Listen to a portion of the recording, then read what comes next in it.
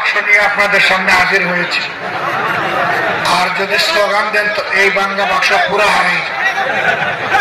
এই জন্য আমার পুরা বক্তব্য, আমার অনুরোধ, কেউ স্লোগান দিবেন না, আমার অনুরোধটা রাখবেন তো ইনশাআল্লাহ। 2 নম্বর অনুরোধ, এখানে মিডিয়ার কিছু ভাই এবং বন্ধুরা আছেন, তারা তাদের পেশাগত দায়িত্ব পালন করবেন। ঠিক এর পিছনে যারা বসেছেন তাদের দেখতে একটু অসুবিধা, আপনারা একটু ত্যাগ স্বীকার করবেন এবং তাদেরকে তাদের পেশাগত দায়িত্ব পালন করতে দিতে হবে। আপনারা এটাও রক্ষা করবেন? আলহামদুলিল্লাহ। আপনারা সবাই আছেন কেমন? আলহামদুলিল্লাহ রাব্বিল আলামিন, والصلاة والسلام على رسوله الكريم وعلى آله وصحبه وأهل بيته أجمعين।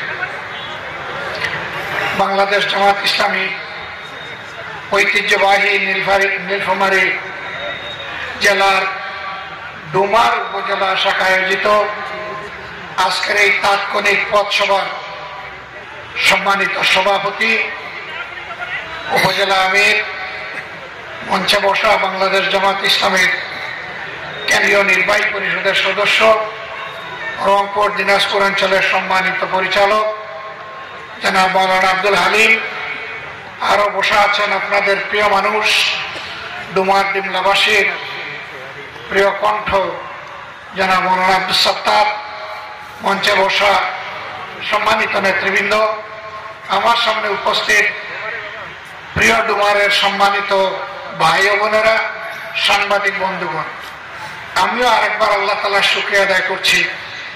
আজ থেকে 1 বছর আগে এ ধরনের একটি সমাবেশের কল্পনা আমরা করিনি। আল্লাহ তাআলা তার একান্ত মেহেরবানিতে বাংলাদেশের মানুষকে শ্বাসরুদ্ধকর অবস্থা থেকে মুক্তি দিয়েছে।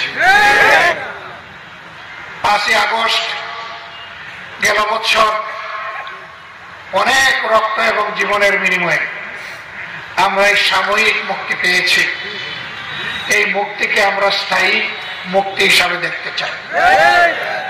আমরা চাই না বারবার ফ্যাসিবাদ ফিরে আসবে আর দেশের মানুষকে লড়াই সংগ্রাম করে জীবন দিতে হবে, আমরা তা মোটেই চাই। আমরা চাই আমাদের সন্তানদের, ভাইদের, বোনদের রক্তের বিনিময়ে যে সাময়িক মুক্তি এসেছে এর মধ্য দিয়ে ফ্যাসিবাদের যেন কবর রচিত হয়। তাহলে ফ্যাসিবাদের কবর যদি রচিত হয়, প্রিয় বাংলাদেশে সেবকের দায়িত্ব কারা পালন করবে? দেশটা একটা দলকে বা একটা জোটকে চালাতে হবে, এ দায়িত্ব কে পালন করবে? তাদের পরিচয় কি? তাদের পরিচয় অত্যন্ত স্পষ্ট। আমাদেরকে বিবেচনায় নিতে হবে 54 বছর ধরে যে সমস্ত দল বাংলাদেশকে শাসন করেছেন তাদের শাসন আমলটা কেমন ছিল।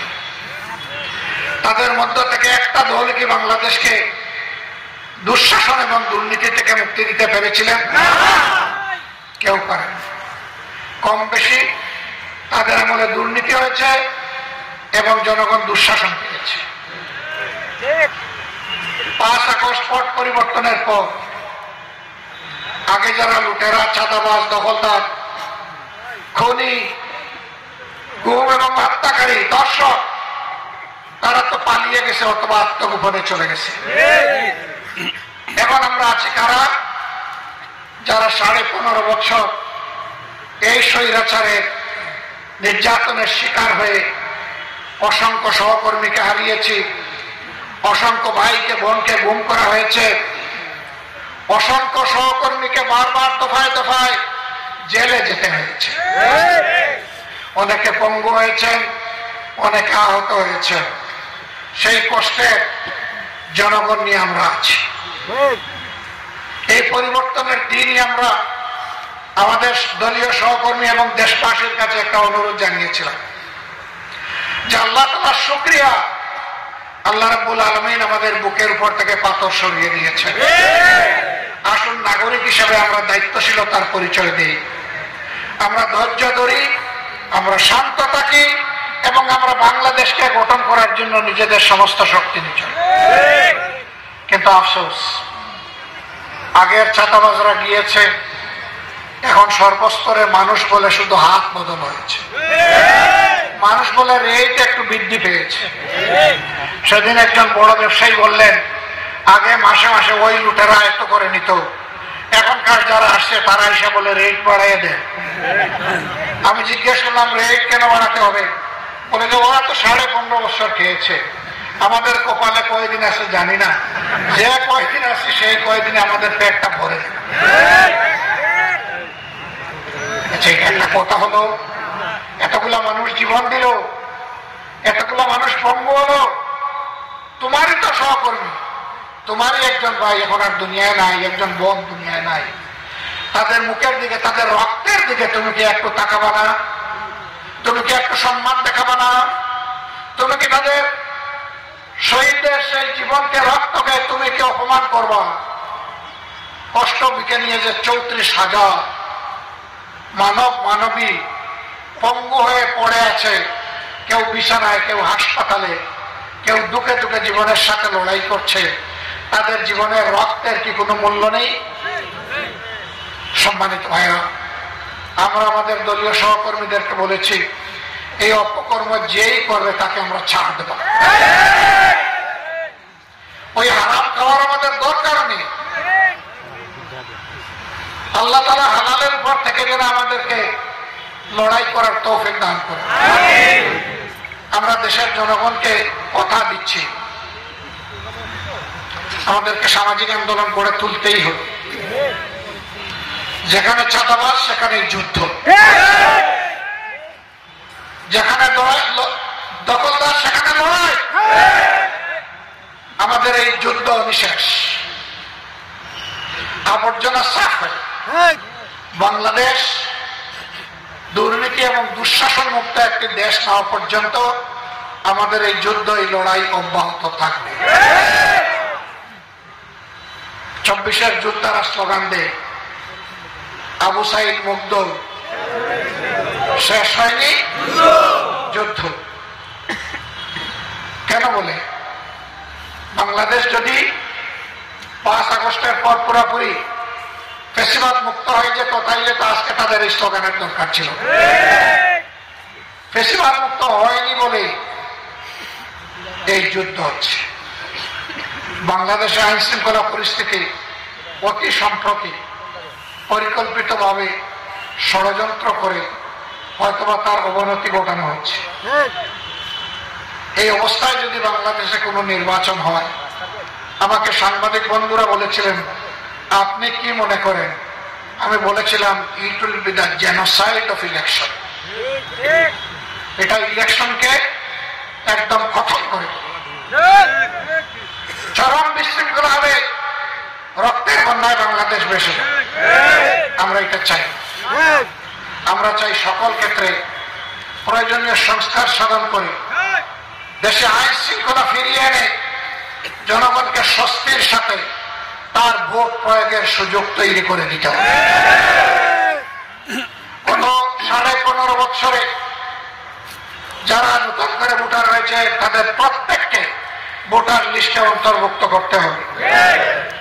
আওয়ামী লীগ যে 2 কোটি ফলস ভোটার তৈরি করে রেখেছিল, এদেরকে কেটে সাফ করতে হবে।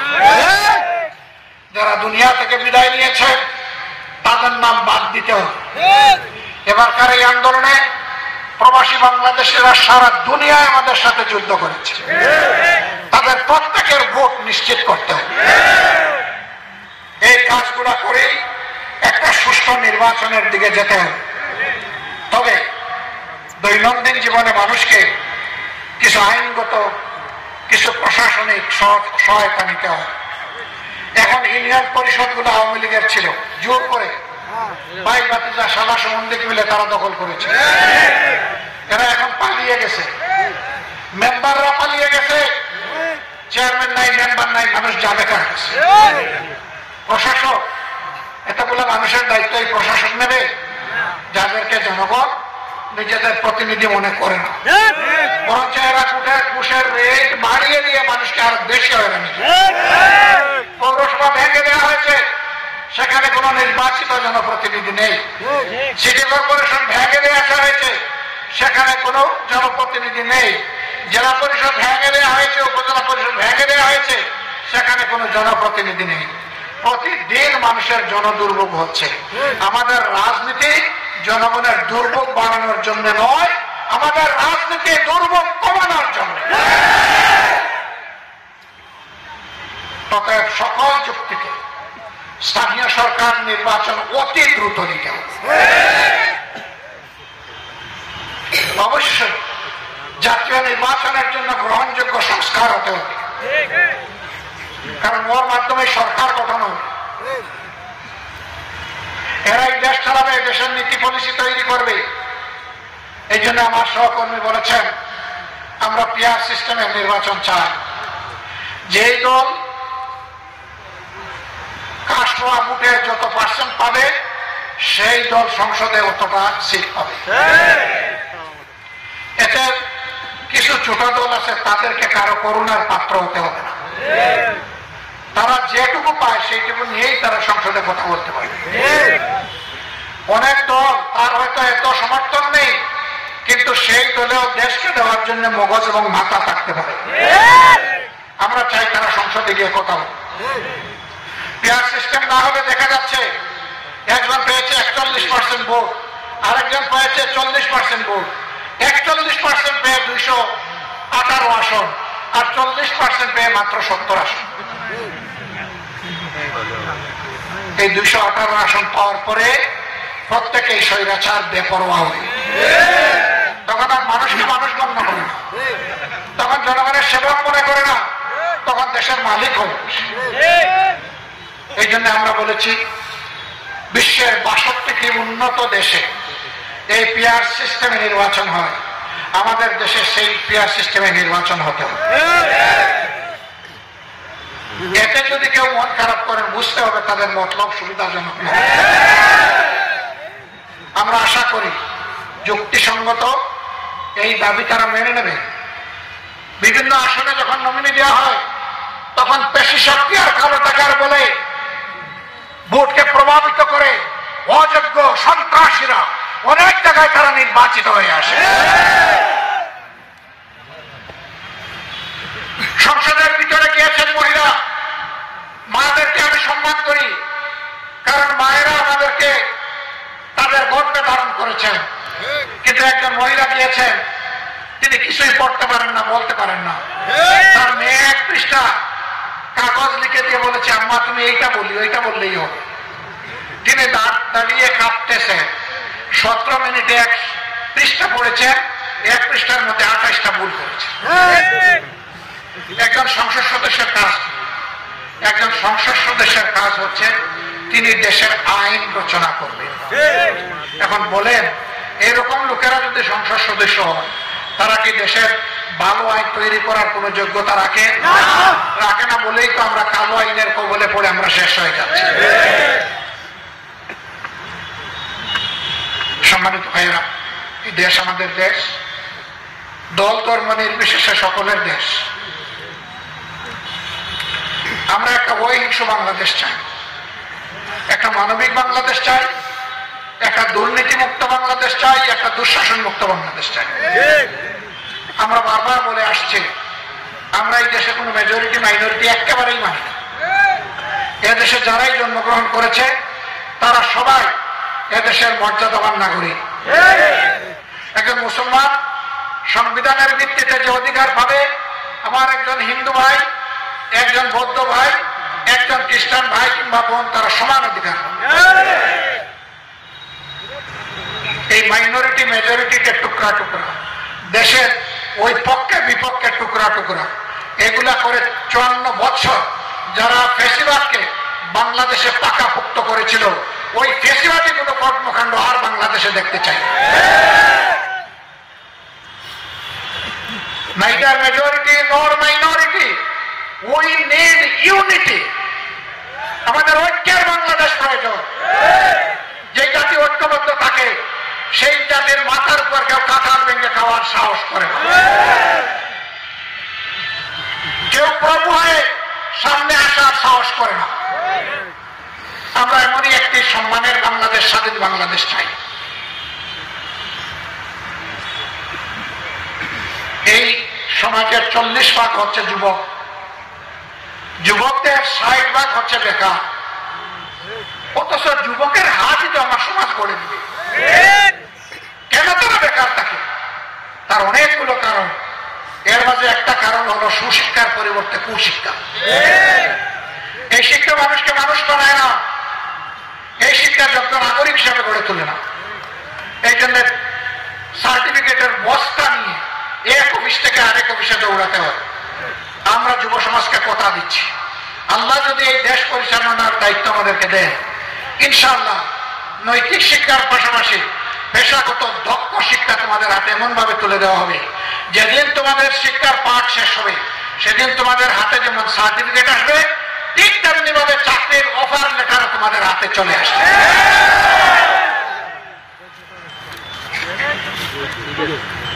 আমরা একটা বেকারের হাত থাকতে দেব না, দেশ গড়ার কারিগরের হাত ইনশাআল্লাহ নেব না।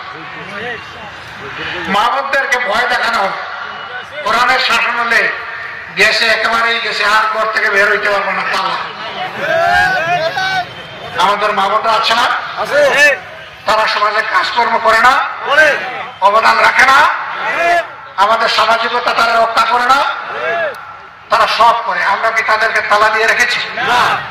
না, এটা ভয় দেখিয়ে দিন থেকে, ইসলাম থেকে, আল্লাহর নিয়ামত থেকে মানুষকে সরিয়ে রাখার এটি হচ্ছে নিকৃষ্ট ষড়যন্ত্র। আমরা কথা দিচ্ছি, কোরআনের শাসন হলে মার সমাজের উন্নয়নে ইনশাআল্লাহ অবদান রাখবে। বাড়তি দুটি জিনিস তারা পাবে, একটি মর্যাদা আর একটি নিরাপত্তা। এখন না আছে তাদের সামাজিক মর্যাদা আর না আছে নিরাপত্তা, আমরা ইনশাআল্লাহ তা নিশ্চিত করব। সম্মানিত বন্ধুগণ, গলার হালত ভালো না, তার আগেই টের পেয়ে গেছে। সুতরাং এই ফাটা একতারার মাঝে লাভ নাই, আপনাদের কষ্ট দিয়ে বিরক্ত করে লাভ নাই। ইনশাআল্লাহ আমরা আপনাদেরকে কথা দিচ্ছি, দুর্নীতি এবং দুঃশাসন মুক্ত বাংলাদেশ গড়তে গিয়ে জীবন যাবে ইনশাআল্লাহ। কিন্তু এটা থেকে পিছাবো, কেউ মেহরবানি করে আমাদেরকে ভয় দেখাবেন না, আমাদের দিকে চোখ রাঙাবেন না। আপনারা ভয় দেখায় কোনো লাভ নাই। যে দলের নেতারা হাসতে হাসতে ফাঁসির পাটাতনের উপর দাঁড়াতে পারে তাদেরকে ভয় দেখায়। যে দলের নেতারা কখনো কোথাও কারো কাছে মাথা নত করেনি আল্লাহ ছাড়া, তাদেরকে ভয় দেখায় কোনো লাভ নেই। আমরা মাথা নত করবো শুধু আল্লাহ তাআলার কাছে, আর কারো কাছে। ইনশাআল্লাহ আমরা শুধু এই দলের লোকদের নয়, 18 কোটি মানুষের মাথা সোজা করে দাঁড়াবার একটা স্বপ্নের বাংলাদেশ করতে চাই। সেই বাংলাদেশ গড়ায় আপনাদেরকে আমরা একটু ভালোবাসা আপনাদের কাছ থেকে চাই। একটু ভালোবাসা আপনারা দিবেন? ধন্যবাদ আপনাদেরকে। আপনাদের সাহায্য চাইব, সমর্থন চাইব, দোয়া চাইব, সাথে চাইব, পাশে চাইব। আমাদের লড়াই আপনাদের জন্য, নিজের জন্য, 18 কোটি মানুষের জন্য, দুনিয়ায় কপাল কিসমত বাড়ানোর জন্য নয়। তার প্রমাণ হচ্ছে 5 তারিখের পরে বেপরোয়া হয়ে আমাদের কর্মীরা সমাজে কোনো বিশৃঙ্খলা সৃষ্টি করেননি। অথচ সবচাইতে মজলুম, বড় মজলুম দল হচ্ছে বাংলাদেশ জামাত ইসলামী। আমরা এখানে যখন ধৈর্যের পরিচয় দিয়েছি, ইনশাআল্লাহ দেশ গড়ার ক্ষেত্রেও আমরা দায়িত্বশীলতার পরিচয় দেব। আল্লাহ তোমার মাসের উপর রহম করুন। আল্লাহ তাআলা আপনাদেরকে সুস্বাস্থ্য দান করুন। আগামীর দেশ মুক্তির সংগ্রামে আপনাদেরকে বীরের ভূমিকা পালন করার তৌফিক দান করুন। আপনারা গর্বিত উত্তরবঙ্গের মানুষ। এখন সন্তানেরা যে স্লোগান দেয়, প্রথম নামটি আপনাদের আসে আবু সাঈদ। আবু সাঈদ বলতো শেষ হয়নি যুদ্ধ, আবু সাঈদের নামটাই আগে আসে। অনেকে আবার শহীদদেরকে নিজের দলের দাবি করেন, ভাই আমরা এই কাজ করবো না। শহীদরা জাতীয় সম্পদ, আমরা দলের ভিত্তিতে তাদেরকে ভাগ করতে চাই না, এদেরকে আমরা মাথার উপর উঠে রাখতে চাই। আমরাই একমাত্র দল, আল্লাহর শুকরিয়া, প্রত্যেকটি শহীদ পরিবারে আমরা গিয়ে পৌঁছেছি এবং তাদের পাশে দাঁড়ানোর চেষ্টা করেছি। আমরা শহীদদেরকে নিয়ে রাজনীতি করতে চাই না, শহীদদেরকে আমাদের মাথার তাজ বানিয়ে রাখতে চাই। আল্লাহ তাআলা আপনাদেরকে ভালো রাখুন, সুস্থ রাখুন। লড়াইয়ের ময়দানে আবারও দেখা হবে ইনশাআল্লাহ। সেই সব লড়াই হবে মানবতার মুক্তির লড়াই, মানবিক বাংলাদেশ গড়ার লড়াই। আল্লাহ হাফেজ। বাংলাদেশ জিন্দাবাদ, বাংলাদেশ জামাত ইসলামী